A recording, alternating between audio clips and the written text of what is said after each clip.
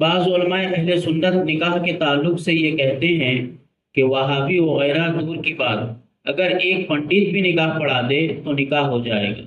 تو یہ کہاں تک درست ہے، اور ایسا کہنے والے پر شرعاً کیا حکم ہوگا؟ رہنمائی فرماتے ہیں۔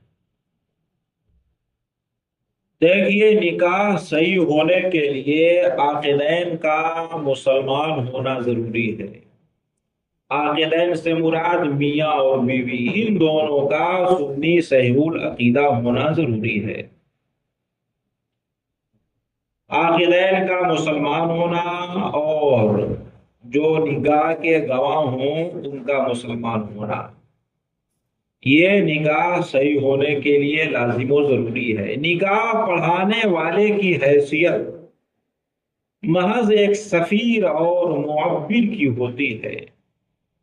اگر نکاح پڑھانے والا مسلمان نہ بھی رہا، لیکن میاں بیوی اور گواہ یہ مسلمان ہیں، تو شرعاً نکاح منعقد ہو جاتا ہے۔ مگر ایسے شخص کو نکاح پڑھانے کے لیے مقرر کرنا، اس میں اس کی تعظیم ہے، اور ایسا شخص تعظیم و توقیر کے لائق نہیں ہے۔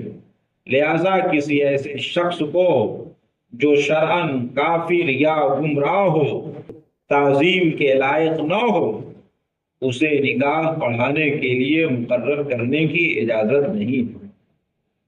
سبحان اللہ، بے شک